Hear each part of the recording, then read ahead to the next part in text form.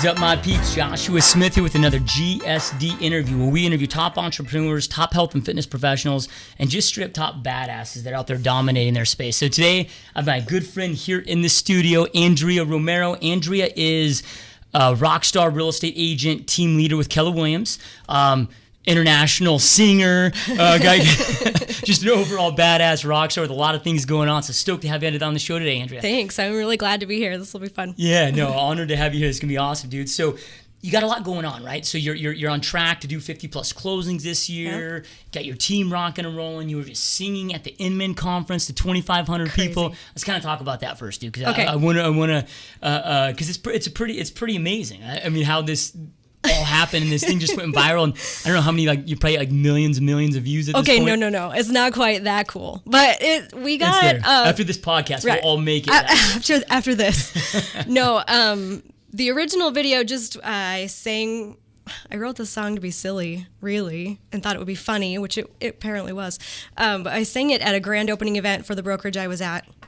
A friend recorded it just with a cell phone video and posted it so people could see it, and then it took off. And I think right now we're at about 220,000 just on the Facebook video for that.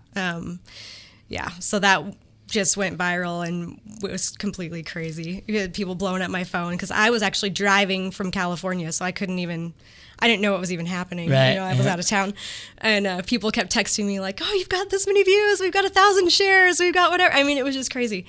And so from that, Inman News saw it and reached out to me to do a story, which kind of sent it even more viral. And then after they did the story, they asked me to come and sing it there at Inman Connect in San Francisco. So crazy. I still just can't even believe. So you were up there at Inman, you had 2,500 plus people in the audience. Right. Up there singing, right, throwing it down. And then you just like created like like an actual music video? Well, so too, that right? was my original intention. Was I thought, hey, this would just be funny to like do a full-on parody. Let's produce it, So I already kind of had that in the works. I sing for one of the mega churches here in town, and so I have those contacts, the guys who do that kind of on the side, and so I asked them if they'd be willing to help me out with it.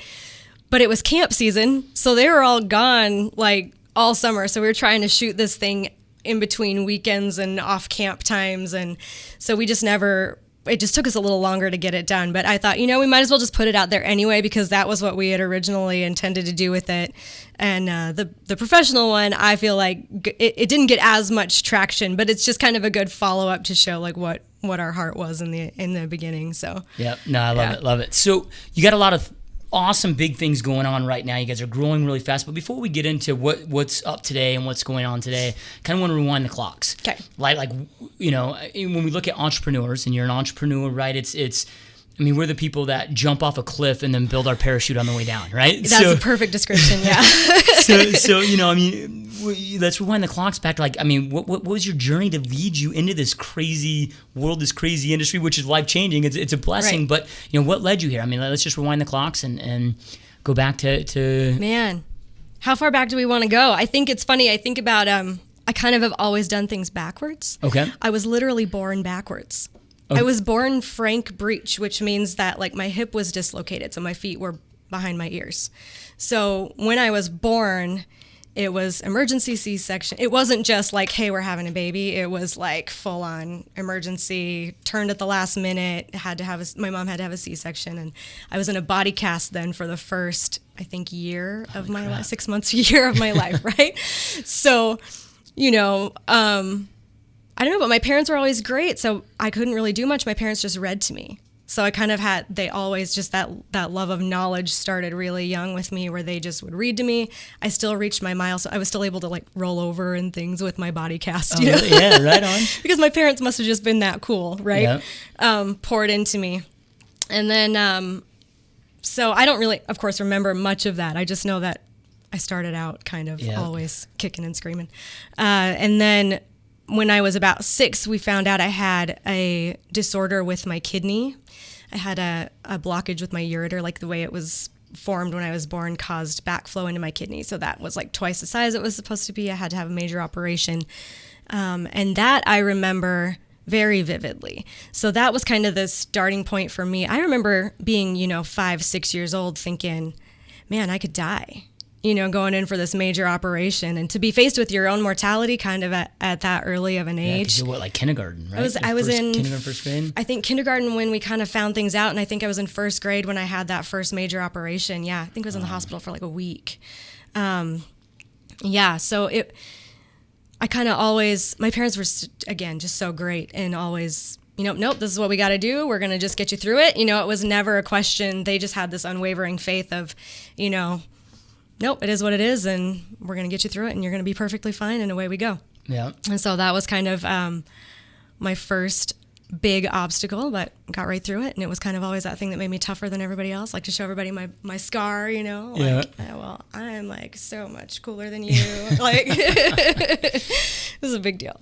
Yeah. But yeah, I just kind of carried that attitude on through life, and always was kind of the classic firstborn overachiever, I don't know, just climbed through ranks at school and always did really well there. Was always kind of into the leadership roles of student councils and those kinds of things. And then in, 1995. So it's just been 20 years. We just celebrated a 20-year anniversary of this. I grew up in South Dakota. In South Dakota, you can get driver's licenses when you're 14. Okay, yep. Which sounds like a horrible idea and is a horrible idea, right? I think they've changed it now. But some friends of ours, one of my friends had just gotten her license, and we all crammed in this Jeep Wagoneer to go driving out to a baseball game, and under experience and too many people in the car, and she rolled the car. And I was in the very, very back cargo space. There's 8 of us in this Jeep, and I had actually just traded seats with my cousin. And we went around to like a 30-mile-an-hour corner at 55. Jeep rolled over, smashed the top, shot the back door off. And I had been just hanging onto that back door, so I got literally shot out like a cannon. And I completely crushed my skull. So I don't remember a lot. Just, it's one of those weird moments where it's like everything's fast and slow at the same time. And, I kind of woke up and didn't really have much feeling, but I could tell that something was really wrong. And by the time the paramedics came, they got me into the ambulance and I passed out. And I woke up the next day, unbeknownst to me, I had a major blood clot on my brain. It's like the size of a baseball on the left side of my brain. And so that's the cognitive side of your brain. That controls, all of your thinking, your, autonomic skills, and like just anything basic. So, doctors told my parents that, I probably would have to relearn how to feed myself, how to walk again. If I could speak at all, I would probably have slurred speech. Just kind of prepared them for this onslaught of challenges that were going to be my way. And I remember waking up and not knowing where I was, and I thought that everybody else had died, Yeah. And no, it was, my parents came into the room, and I could speak totally fine. I remembered everything, and I was like, where is everybody? What happened? Am I the only one who lived? And they were so stunned, they just stared at me, like they were expecting you not be able to talk. Yeah, they were expecting me to not remember anything, and they were expecting me to have slurred speech and all these impairments that I just was fine. I still have some physical things, and it was a long recovery, but that was kind of when I realized, like, I experienced my own miracle. Like the EMTs who were at that scene, they said I was covered so much in blood and glass from the car that they thought that like it had torn my face like off. And I didn't have any scratches on my face or like anywhere else at all. And, the neurosurgeon who did my surgery had literally just moved to our small town from like Minneapolis, where he was at this big hospital before, had just gotten this rural contract in Rapid City, South Dakota, and he was the one who did my operation and saved my life. And so who knows if he hadn't been the one to be there. So it was like you kind of see where God just orchestrated these perfect instances to make sure that I was still here. Yeah. So I kind of learned that purpose. I don't know why, but I knew I wasn't supposed to die or I would have. And so I think that those are kind of just my biggest two foundational blocks that just kind of have propelled me into like taking on a challenge. So when you're 14, you go through all that. I mean, did that resonate even at 14? Like, were you like, okay, holy crap, I've been through all this in this first 14 years of my life, which most people don't go through in a whole lifetime. I mean, did you discover that and know that and get clarity on, okay, I'm meant to be here to do some big things with my life? Or was it years later that kind of clicked? I mean, I think at first it felt that way. At first it felt like, oh, I must have this purpose. But then when you kind of get back into life and then dealing with these challenges of like, I have, a medication that I have to take every day for the rest of my life. And I have, long-term side effects. I don't hear out of my left ear. This whole left side of my face was paralyzed for months. So when you're in those day-to-day challenges of dealing with those after effects, it was kind of, went through that why me. And of course at 14. Yeah. So that obviously escalated that feeling. But it's always been a knowledge that I've had. But I can't say that I've been the best at recognizing it at every moment, know. And I feel like just recently, even in the last couple of years, where my oldest daughter is now 13, and I look at her and think, oh my gosh, I can't imagine her going through that at this age, like it's the same time frame of life. And so, I mean, I don't know how you really can grasp the magnitude of something like that at that age. So it's taken a few years, 20 or so to sink in. So then what got you into, okay, so you're going through all of that, which obviously were some crazy life lessons and good and bad, but, and that really defined you to that strong, amazing person that you are. What then led you into, because I believe out of high school you were going, like your dream was to become a singer, right? I did want to be a singer. And I moved to Nashville when I was 18, and had all of those lofty dreams. And it didn't. You graduate high school and you're like, peace out. No college? Was it just like, okay, I'm done here. Let me go. So I actually graduated high school as a junior. Because again, back to that overachiever. I met someone I thought, and I was going to get married. And so I was just all about like, yeah, let's just go do this. And I can graduate high school as a junior and we can go get married and live happily ever after. And so I'll push to make those things happen. That was not the best decision. Hindsight, right? Yep. But I set my sights on something and I'll make it happen. So I had to learn from that later on, obviously, that was not the best plan. Who knows who they're going to be when they're 17? I thought that I had it all figured out. And so I graduated high school a year early, got married, and I didn't go to college because the logic there, which, again, mad at myself now, but the logic there was I didn't want to go to college for music because I felt like I would only be able to teach, and I didn't want to teach. Right. I didn't, kind of having the business brain that I have now, I didn't even think about like the networking opportunities that I would have at college or people that I would meet to collaborate with that have similar interests. Who knows? I could have met whoever that could have helped write songs and we could have done great things, or not. But I only was looking at it from the perspective of teaching, which I knew I didn't want to do. So I thought I just might as well move to Nashville and just go do it. So okay, so you're 17. Yeah. Moved to Nashville. What was that like? I mean, did you get into it? I mean, how was the singing career going? I actually, again, I felt like I had that traditional business brain of like, I have to get a job.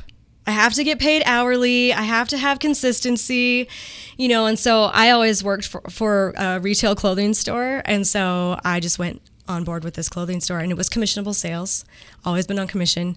But I felt like I had that steady. But then what I did was there were some other people in like our church that we went to who were kind of at the same startup in their music careers that I was in. And so we would barter. They were producers or musicians. And so it was kind of, we would do, hey, if you'll play bass on my song, I'll sing background vocals for you. Or, so we would trade off. And so I actually ended up doing some, background vocals and some demo artist work for a couple of projects. And when I look back at it now, like I made so much more money in the studio, but it just wasn't consistent because I didn't know how to do that, but I was so worried about focusing on this retail job where I'm making like, no money but it was consistent. Right. So I had to keep going. So crazy. But yeah, so I did some background vocal work. I met some really great people. I wrote a couple of songs that I didn't ever like release them, but I have my own original songs that I did, so I at least have that, It's kind of fun. Awesome. So then do you at that point, do you keep advancing with the retail? So I mean, how do you go from working retail sales into where you are now in real estate? Well, I started actually in the freight room with the retail store, moved onto the floor and did sales, moved up into actually management. So I ended up getting my own store in Nashville, or in Murfreesboro, which is just east of there. And, one of the top stores in the company. And I think I was in the top 10%, and grew my store and just loved retail, loved the interaction, the fast pace, loved leading a team. And then when Leroy and I got married and that third baby came along, and I had 3 kids under the age of 5 trying to work retail hours, I was just done. I wanted my mom. I needed help.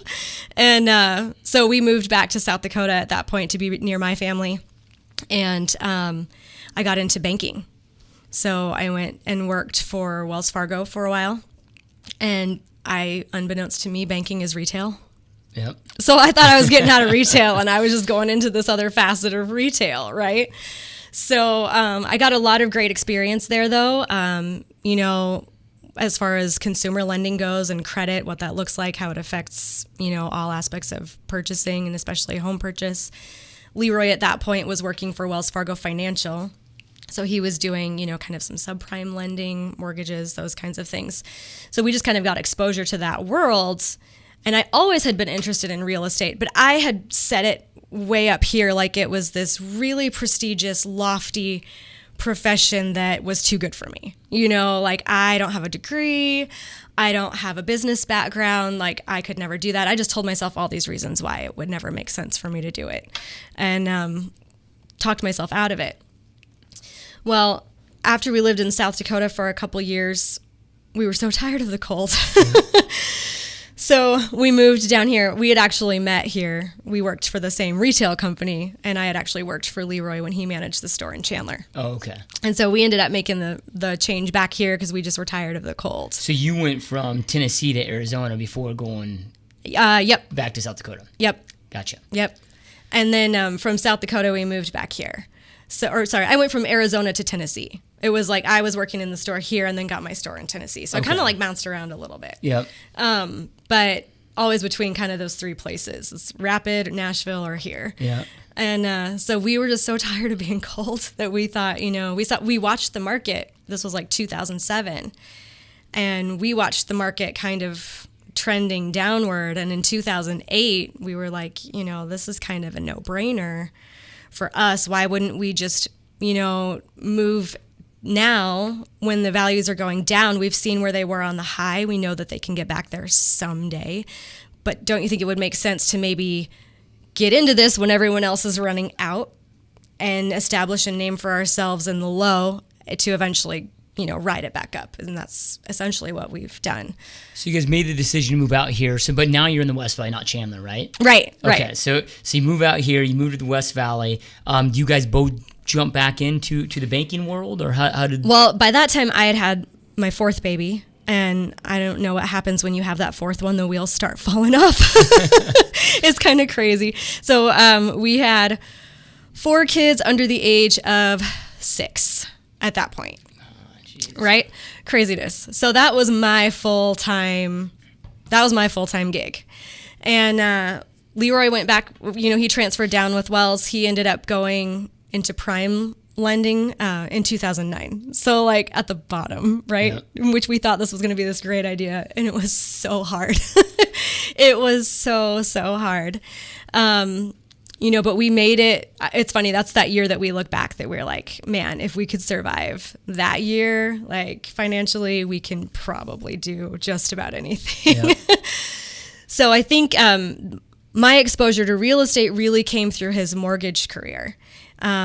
Hearing his knowledge base grow on loan programs. And then, not to sound like I don't want to sound egotistical. I always kind of feel bad saying this, but like the questions that agents would ask him blew my mind. Because like I said, I had this idea that they were these so prestigious, very educated, top of the top people that you're dealing with.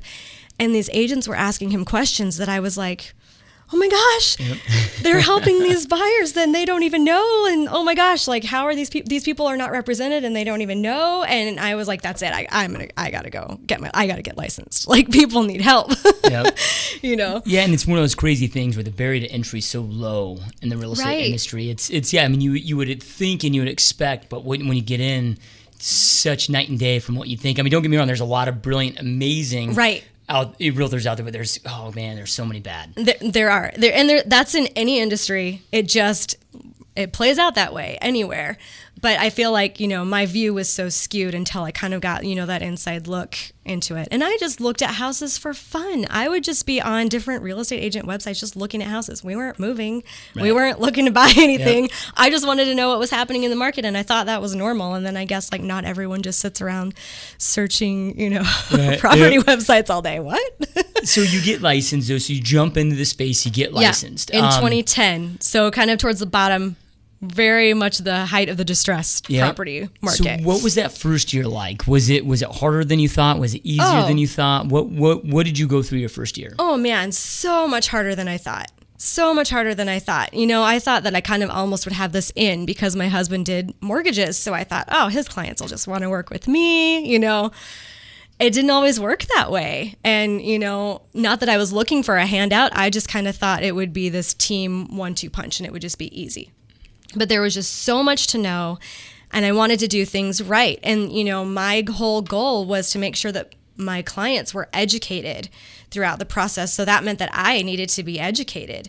And there was just so much more to learn than I realized. And so I spent that first really 6 months just learning, understanding the short sale process, understanding the foreclosure process and what goes into that from the buyer's side, and how to best educate people and navigate them through those transactions. And so, and still, my kids were still so little. I was, home with them all of the time. And so it wasn't like I didn't have family here. I didn't have anyone that could really stay and watch them. So I was trying to juggle that around Leroy's schedule and, really trying to dive in. So I was really slow to the process because I wanted to do it right for my clients. And so I really only took on like one at a time that first year. And I was seriously so part-time in it, but I think I did like 4 transactions my first year. Yep. And they were like all short sales, or foreclosures, working with buyers. But doing it that way, and that's not my nature. I would jump and build the parachute on the way down. So I would normally want to just take on everybody. So that was really hard for me to hold my reins back and really learn, but I'm glad that I did, because I feel like it really did teach me the foundations that are important. That first year I spent jumping whenever a buyer would call me, like, oh, there's this property we want to go. And I'm like, oh, we have to go right now, and so I would just run, and I was at their beck and call, and I was just like, oh my gosh, I could see why people burn out in this. This is crazy. I feel like I'm working all the time. And so I think the end of, really like in 2012, I just committed to saying, well, you teach people how to treat you, right? And so if I'm letting them call me on a Sunday afternoon and I'm running out the door to show them a property, they're going to keep doing that. And I'm going to keep missing out with my family. And I'm going to keep feeling the short end of the stick and then not enjoying what I do. And I got into this business for that freedom and to enjoy what I do. So I feel like I really learned what to not do those first couple of years.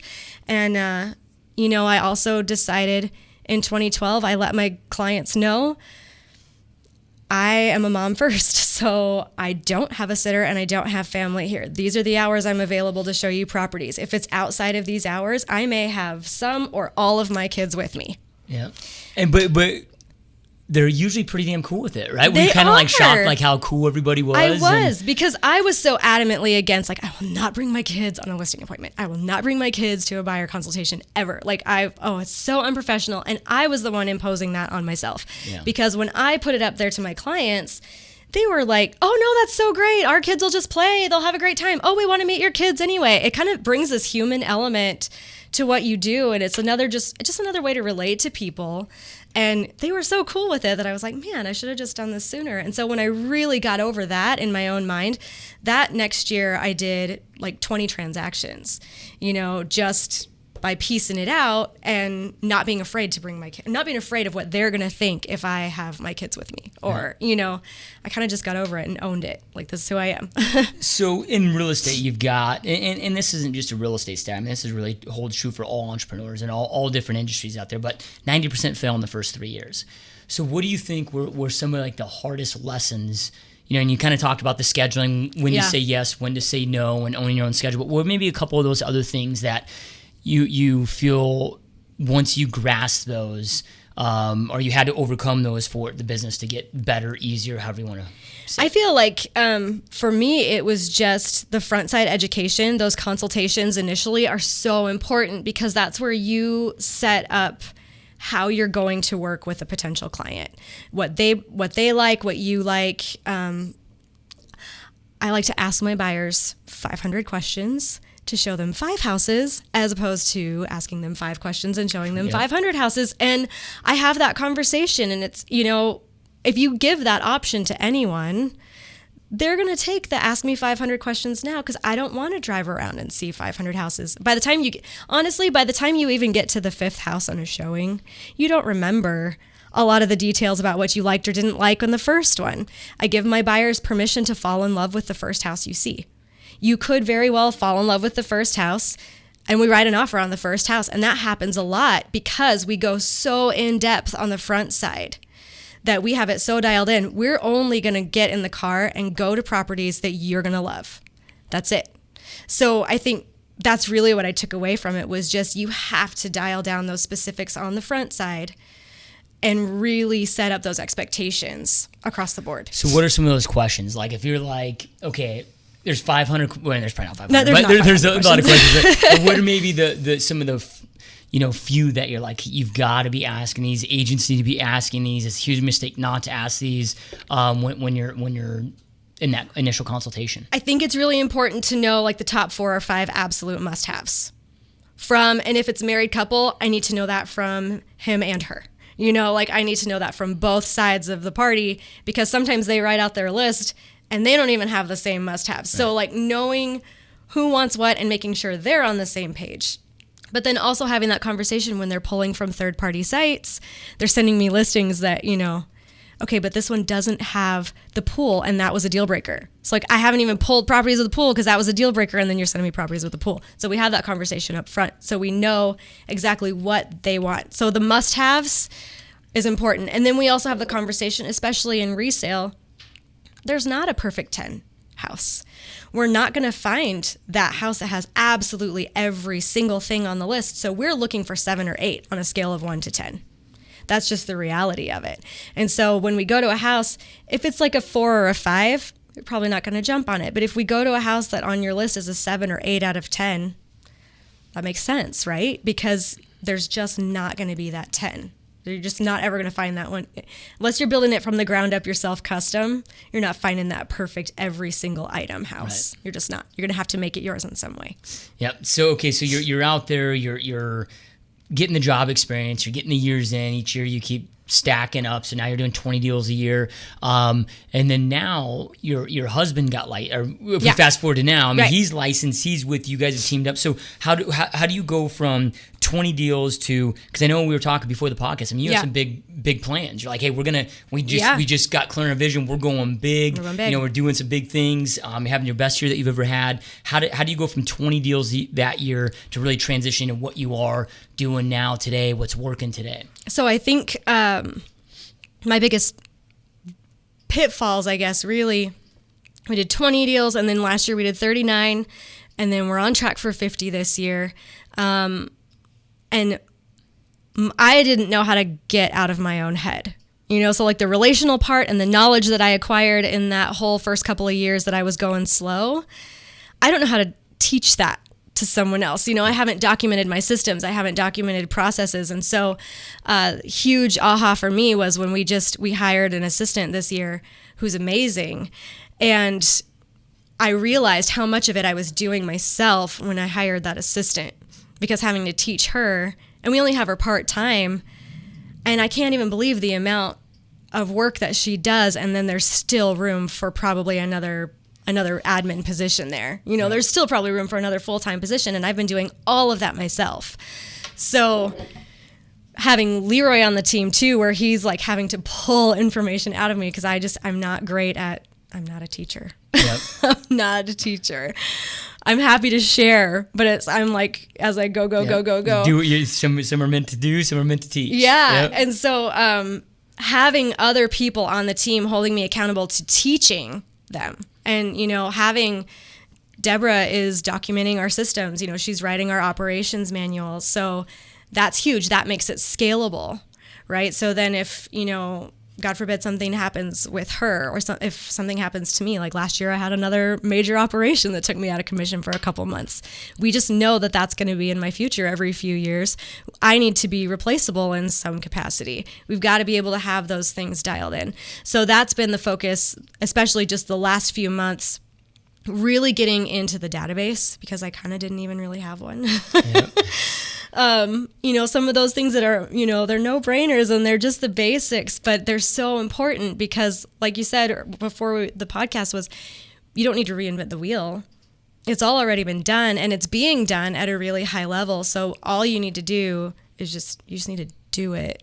Yeah. I mean, as simple as that may be. One, it can be so difficult, I think, for us that get into sales and entrepreneurship, and that we like being in the trenches. We like talking to people. We like being face to face. The last place we like to be is behind a spreadsheet. But the magic happens in the spreadsheets. I know, and we learn that, and then eventually we learn to love it. Right. Right. And I another big thing I did this year too was I hired a coach. And it's been, I just had my, I think, 4th call this morning. So it's like only 4 weeks into this. And I'm already seeing the effects of just what that accountability does. When you have somebody, when I had to fill out my sheet, I wasn't even tracking calls and contacts or, so when she sent me my first spreadsheet, and me, the overachiever that goes and graduates high school a year early just because I could. When I'm looking at my spreadsheet and I was, how many contacts, I'm like, I don't know, I'm like guessing. And when I looked at my numbers at the end and I was at 24%, I wanted to cry. I was like, I should just quit. I suck. Like, what am I even doing? But then it was like, okay, this is where I need to improve. Because this was 100% on these goals was already the bar, because this was what I already said I was going to do. And I'm not even doing that. So I needed to face that realization of like my natural talking to people and just flying by the seat of my pants is only going to get me so far. So if I really want to scale it the way that I say I do, and if I really want to offer the best service to my clients, which is why I got into this in the first place, it's time to level up. Yep. It's time to step it up. I got to track my calls. I got to track my contacts. I got to have uninterrupted time to make those phone calls and to connect with people. That's really what it comes down to. And it's so funny because anytime you have exposure to those top agents, they all say the same things. Yep. They all say the same things. 2-3 hours of calls, track your calls, track your contacts, track your appointments. So you know how many appointments you got to have to convert to a closed deal. It's simple, not easy. Yeah, I mean, the path is all math. Yeah, absolutely in the business world. And the reason I love numbers is because they don't lie. There's no room for emotions. Right? It's just like, okay, here's what they were. There is no getting around it. But yeah, I think at some point, because I was there too. Right? It was like I wasn't disciplining myself to do them. I didn't like making an excuse in the world to, I need to be out here selling and I'll just focus on the sales and screw this stuff. But yeah, we kind of hit that I don't know if it's a frustration point or what it is, but we're like, all right, we grasp at some point, successful realtors in their career, they grasp the concept that, hey, look, for me to take it to the next level, to create this predictable business that I can scale, this is a must. Right. So it becomes so critical. What are you guys doing right now that's like, what's maybe the top 1 or 2 things that you're doing in 2015? Because things are shifting. Right. You know, it's gnarly. I sit there and look back. I got licensed in 2005. I'm like, holy shit, dude. YouTube didn't exist. Facebook didn't exist. I'm like, it doesn't feel like that long ago, but I mean, the world's totally different. How I do business now is night and day from what it was even a decade ago. So, you know, what are you doing right now in 2015 that's just really killing it? Because for our listeners out there that don't know how many transactions 50 deals a year is, your average agent does like 3 or 4. You know, Right. let's just give them a little extra credit and say 5. So that's 10 times the average business, the average agent. Right. So though we have a lot of listeners that aren't in the real estate industry, so you're doing 10x the amount of business that your average real estate agent does. So what are you doing right now that's just your top 1 or 2 lead gen areas? Man, I feel like I'm really intentional on social media. I'm really intentional on Facebook. That is just by and large the fastest way to connect to the largest number of people in a short amount of time. You know, I can make 25 phone calls, but how many of those are going to actually be contacts? You know, or I can intentionally engage with people on social media. And, you know, that I feel like it's just a way to stay connected to your sphere. We've started doing some Facebook groups for our sphere, for our clients, some giveaways that are only for our people in Facebook, you know. But some targeted Facebook ads to grow that sphere. We've gotten, you know, kind of dial in some of those in, and those are starting to convert, which I don't have official numbers like per lead that we spend, but we don't spend a lot. And, you know, those are really starting to pay off. Yeah. But for me, it's all about, it's all about just taking care of the people who got you there in the first place. And so, reaching out to the sphere, you know, connecting with them. And that's the biggest thing. I think they already know you and love you and want to do business with you. You know, they're going to send you people who they would like to have a similar experience. And so obviously those are the people who would be hands down who you'd want to help too, you know? Yep. And kind of just what goes around comes around. So. Yeah, it's your money tree in the backyard, and real estate agents just choose to not water it. You know, they're just on to the next. And it's like, man, just anybody that's ever done business with you is 10 times more likely to repeat in future business with you and send you those referrals. Right. So when you say I'm intentional on Facebook, so okay, I get that you're running some Facebook ads, but when you say you're intentional, what does that look like? Does that go like, okay, I'm gonna get intentional with friend requesting all leads that come in, and I'm gonna go like their stuff, comment on their stuff, or is it your own posting, or all of the above? Okay. All of the above. And it's not. I don't engage with people just to like their stuff for show. You know, I like to know that there's a person on the other side of that lead that came in, just like they like to know that there's a person on the other side of that website they're using for their search tool. You know, sometimes it freaks people out when they sign up on our website and we're just, you know, we reach out right away like, hey, we just saw you signed up, you know, there's a real person on the other end of this website, we're happy to help you. And they're like, oh my gosh, you know, they didn't connect that, but we send them friend requests right away. And, you know, a lot of those, we build those relationships. You kind of just get to know people by what they post. And, you know, I'm intentional about posting at least once a day. I try, and it's not all about real estate. I post some real estate things. I post just life things, quotes that I think are cool, funny things that my kids say, whatever, you know, just me, just whatever I feel like posting. But I allow people into that. You know, I don't feel like I don't cater it. I don't block certain people. I don't have lists of whoever. If it's out there, it's out there, you know, and it's kind of a take it or leave it for me. and you post some cool things too, because it's not like, because we're friends on Facebook, so I see all your stuff, I get your stuff, and you do an awesome job with it. Thanks. But it's not like, oh, hey, if you're looking to buy or sell, buy from me. You're not like this annoying, you do it in a really cool, subtle way. Well, you do a lot of the overlays with the houses of, hey, got a client with a just sold sign. And so you're just letting the world know what you're constantly doing. Well, and, you know, I kind of questioned whether or not to do those posts because I felt like I don't want to saturate Facebook with, oh, hey, we're so busy. And, you know, that like passive aggressive, I'm so busy post. Yep. I try not to do that. And I questioned whether or not to post those just listed, just sold. But what I've come to find out is like, that's more for my clients. My clients like that. My clients like it when we put the picture of them and their pretty just sold house and, you know, congratulate them on Facebook, and they can share it with their friends and family, and we tag them in it.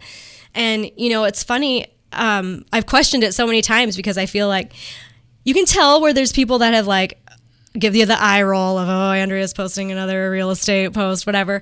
But it matters to them. That was a big deal. Some of these people that, we're helping get into homes never thought that home ownership was an option for them. And so they're proud of that and they want to share it. And I think it's just another way to honor our clients, and it's a way that we do that. So we post our solds on Facebook until I dig. I think you should be. And you can never achieve success by trying to please everybody. Right. You're going to get some people that get pissed off that went off your list. Well, dude, they would probably never do business anyway. And if they did, they'd be a pain in the ass client that you wouldn't want to work with anyway. Right. So, all right. So your husband and wife team. Yep. So we have a lot of, there's a lot of husband and wife entrepreneurs and real estate teams out there. And knowing you and Leroy outside of work as well. I mean, you guys have a great marriage. You guys are, you seem like you got a great marriage. You seem like you're best friends. Like, how do you, and I don't know if balance is the right word, but I mean, how do you keep it where it's successful, where, okay, we can have this successful business together, but then we can also have a successful marriage and, not... Oh man, and we do that sometimes. We do that sometimes. It's hard. We're both drivers. I think that the biggest thing is that we have both learned so much about ourselves, about our own personalities, and so we recognize our own pitfalls. Or, I've learned kind of the things that I do that could trigger him, and vice versa. And so we've really worked on, just because I think something doesn't mean that I have to be all about die on this hill, choose my battles essentially, and really dialing in the roles of the team and what that looks like. So really what we've kind of come to learn is that I am the relational one more so than Leroy is, and that, he's great and appreciates and loves his clients just as much. I'm not saying he doesn't, but if you put me in a room at a kid's birthday party, I'll probably pull a couple deals, right? I'll just talk about it all the time to whoever, wherever. And Leroy's much more systematical, where he'll sit and do the tracking and the Google Analytics and dial in those ads, so we kind of fill in the gaps at some of those. So we've learned our strengths and our weaknesses, and we're trying to play to our strengths as much as possible. It's I don't need to be the one to go learn all of Google Analytics if I absolutely hate it and can't stand it, because he actually kind of likes those things. Yep. So we'll just let him do that because it's a need of the business, but I don't necessarily need to be the one to do it. So. Yep. No, I love it. Love it. I think that's critical. Find out what your strengths are, find out what your weaknesses are, focus on those, support each other. What do you do to goal set personally? So not necessarily, and you can talk about what you guys do as a team, but what do you do personally to keep leveling up to good is the worst enemy to great? So it'd be kind of easy to be like, well, I'll do 50 deals a year. Shit, I'm pretty good at that, but you keep leveling up and you keep wanting to expand. So what does that look like for you personally? How do you goal set? How often are you reviewing your own goals? Well, now that I have a coach, it's weekly. Now I have that accountability that I've got to get her my information Sunday night or whatever before our call, and I will never be at 24% again. Yep. And so really having that accountability of her time. She's a top producing agent, and yes, I pay her for coaching, but I know that her time is so valuable of what she could be doing with that time that she's invested in me. And so that holds a lot of weight for me. I have a lot of respect there that I'm not going to waste her time by not doing what I said I was going to do and have her essentially be my babysitter. Yeah. So that, and really just holding myself accountable, realizing that I'm not doing what I said. That's kind of a gut check. Yep. Yeah, I think having that coach is so, and some people look down on it like, oh, I'm too good for a coach, or they think it's like a sign of weakness. But dude, I'm such a believer in always having a coach, and multiple. I've got multiple coaches in multiple elements, and it doesn't always even mean that your coach has to be more successful than you, or do that's another false perception out there too. But when you're pushing so hard, it isn't when we're playing the game that we play, it's impossible to see all the players on the field. You need that person in that skybox. Well, and even her challenge to me today, and she kind of thinks the way that I do. I've always been a person who will set big goals. I'll set just stupid, ridiculous goals, right? I'm going to close 100 transactions this year, where I really would probably be okay with 50. But I know that if I'm working I need to hit 100, I'm probably going to break 50, and I'm okay with that, right? So I kind of I don't know if that's the best way to set goals. I don't know what the statistics are on that, but I feel like, today our call, she challenged me, what would it look like for you if you were going to take 100 listings next year? And I kind of thought like, holy cow, 100 listings, like that just seems like daunting, right? Yep. And she was like, well, just really, let's think about that. Because if we started at 100 and scale it back to what you need to do every single day to hit 100, it's really not that difficult. And it's not a huge stretch with what we're already doing now. So just with a little bit of leverage, could we do that? So that's kind of what to a week. I mean, since we've been coaching, we're on track. We've been doing 1 a week just since I started coaching. So realistically, as we keep this momentum, or as it, we start reaping the harvest of the seeds we're planting now, could we do that? It remains to be seen. But, her thought was let's shoot for 25 through the end of the year. So that's about roughly 1 a week. There's 19 weeks left, So a little bit more than that, but awesome. 25 listings through the end of the year. That's the goal right now. So I know you've got a coach, so that's part of your self-development, is that ongoing education. Mm-hmm. You were just at Mega Camp, yep. So I know you're into attending conferences and a lot of those great events out there. What do you personally do for self-education to ensure that you're getting all that constant knowledge and constantly growing yourself? Man, I'm kind of a self-help book junkie. Yeah. So I kind of always have an audio book. Right now I'm reading The Power of Habit. Okay, yeah, awesome book. Good, because I need to develop my habits, right? Yep. So a little bit of accountability in that. And I always try to have some sort of inspirational book that I'm reading too. So I always try to put those on in the morning. And I try to I start each day with gratitude. So I journal. Yeah.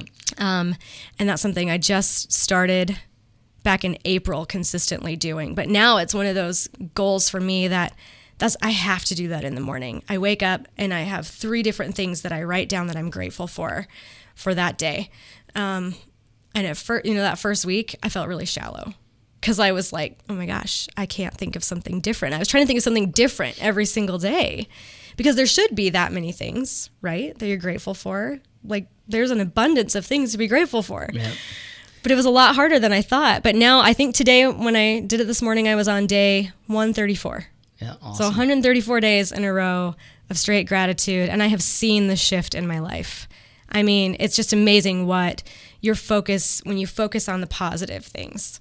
And so then my goal is I write 3 things that I'm grateful for in the morning, and then at night I write 1 good thing that happened that day. So even if I just had the worst day, I know there was something good. And honestly, I think one day I was like, today my kids got their own lunches. Like they made their own lunches and I'm grateful for that. But everything else was horrible, right? But when you go back and then I can see the good and I can see the trend of positivity in my life, and that just helps me to stay on track and to keep pushing forward. Yeah, awesome. So you look at this. You got your business that's growing. You've got all this that's going on. You've got 4 kids. Yes. 4 kids at home. You sing at the church. And I think and I don't know if this is every week, but Leroy told me at one point that it's like a 20-hour commitment every week. So you got 20 hours of singing with the church plus. Not every week. I don't sing every week, but it is. It's a 20-hour commitment when you're a week that you're on. Yeah. Yep. So with all, that's a lot going on, yeah. Right? So you've got a lot going on with kids, and dude, it's. Just the kids alone is kids alone. So much, Yeah. What do you do? Because I know it's a challenge for everybody, but what do you do?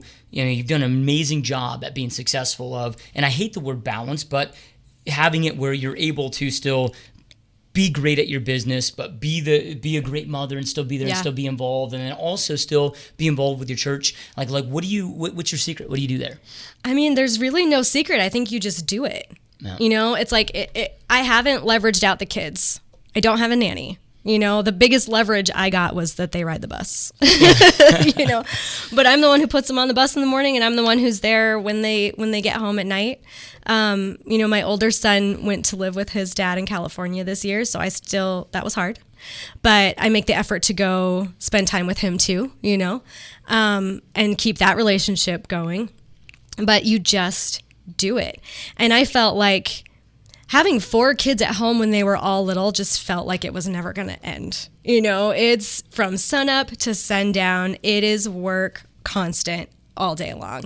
And so when they all got to the age where they were in school, I felt like my world opened up. And so I'm able to get a lot done in highly concentrated action between 9 to 3.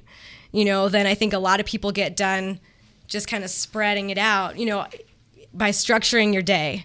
It's like I'm up in the morning and we're ready to go. The kids are on the bus like by 7:45, and that's when my day starts. So like I'm ready to go. So at 8 o'clock, I'm working until they get home at like 3:30. But I can get so much done in that short amount of time just by being focused on it. It's just all that time management. Yep. Love it. Yep. So, couple last questions for you before we get wrapped up here. But before we do, just in case anybody has maybe any questions or wants to reach out to you, or has a question of something that you hit on the podcast, how would our listener base get a hold of you? Probably best way is just email. Okay. RomeroHomes@gmail.com. Okay. So last name Homes. Awesome. And we're going to be linking the music video on here, so you guys all got to go check out the music video. Yeah. I don't know how you're going to how you planning this, Aaron. Are we going to do it at the bumper at the end? You want to show it right now? Can we show it in this video? Yeah. Okay. So those of you that are watching this on YouTube, if you're listening on iTunes or Stitcher, go check this out on gsdmode.com. Go to interviews, click on the interview, so then you can actually watch and hear the music video that you're about ready to hear right now. So we're going to play it right now.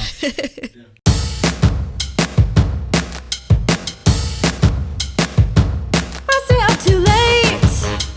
So many contracts on my plate. We're gonna miss a closing day. Miss a closing date. We got trouble with the loan, and clients blowing up my phone, and my kids are home alone. Oh no, kids are home alone. But I keep going, showing after showing, to keep this business growing. I'll be fine, I just hope I don't lose my mind. 'Cause the lender's gonna fake, fake, fake, fake, fake, and the buyer's gonna flake, flake, flake, flake, flake.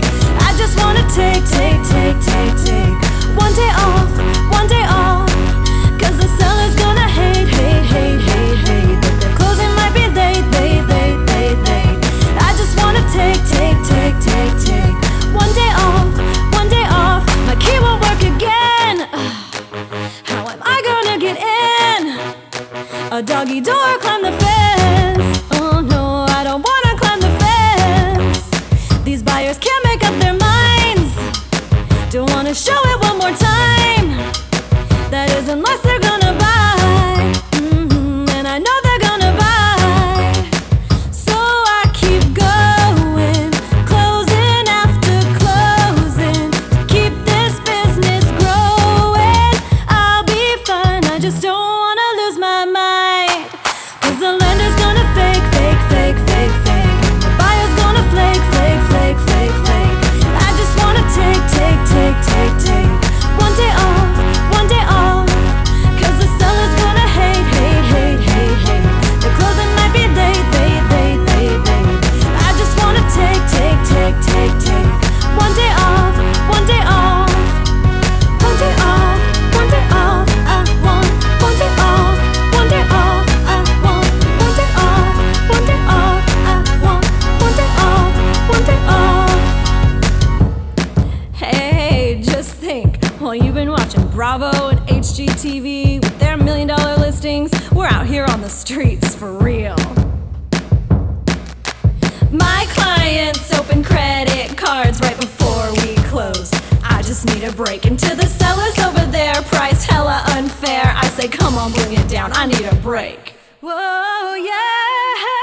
'Cause the lender's gonna fake, fake, fake, fake, fake. Buyer's gonna flake, flake, flake, flake, flake. I just wanna take one day off, one day off. 'Cause the seller's gonna hate, hate, hate, hate, hate, but the closing might be late, late, late, late, late. I just wanna take one day off, one day off. 'Cause the lender's gonna fake, fake, fake, fake, fake, and the buyer's gonna flake, flake,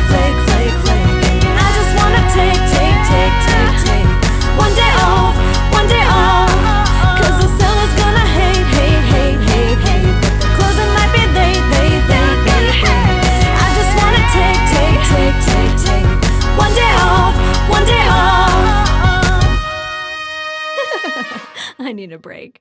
All right. Well, so okay. So if you had to start all over again, like something happened, you get wiped out, let's say financially, whatever it is. I mean, health's good, family's good, everything's good there. You've retained really this PhD that you've, gained over the 5 years now in the real estate business that you've gained. What would you do immediately to go out there and rebuild and rebuild faster than you did initially to go out there and rebuild this empire? I would keep track. I would keep track. I would actually have a database, not just rely on I'll remember to follow up with them. I would just build that database every day. Just get out and talk to people and, get their contact information. Just be out. And that's what works for me is, like I said, I'll go to a kid's birthday party and picked up deals. But so just putting myself in situations that are around people, church activities, school activities, any type of social events, open houses, probably. I don't do a lot of them now, but I think that if it all got wiped out, I probably would. Yep. But just keeping track and then keeping in front of that database, just keeping in touch, having the systematical follow-up. Yep. Awesome. So GSD Mode podcast, I mean, this network, all this was really birthed from just creating people to really get into the right state of mind, to get shit done, to go out there and create an epic life. It's like God bless us with this one gift called life. We have one crack at it. It's blink of an eye, it's over, right? Yep. So we've got one short kind of shot to go out there and create while we exist here on planet Earth, to go out there and create this epic life. And it's so sad. 97% of people die and live in mediocrity. Right. They when on their deathbed, they just have this huge, heavy heart regret. And it's so sad watching. And GSD Mode was born to go out there and interview people like yourself that are going out there just doing awesome things, that have been through adversity, that said, hey, look what I've been, but I chose to not play the victim card, to go out there and create this epic life and continue to level up and create a more epic life, and just to hope and help inspire our listeners out there. What are maybe some last words of inspiration and motivation? Because you've been through so much, dude. I mean, what would you want to tell our listeners to go out there and really just kind of inspire them to go out there and create that epic life? Because everybody deserves it, but they got to put in the work. But you have to realize that you deserve it. And I think that's most of it, is that we keep ourselves, like I said, for a long time, I gave myself so many reasons why I wasn't even good enough to get into real estate, and that's just not true. We're all created for a purpose, and I fully believe that, because I mean, when you've been faced with almost losing your life a couple of times, you understand how precious and frail life is, and you just don't want to miss it. And why would you want to miss it? Why wouldn't you want it to just be the best that it can be? And you are not the product of your circumstances. You are a product of what you've overcome.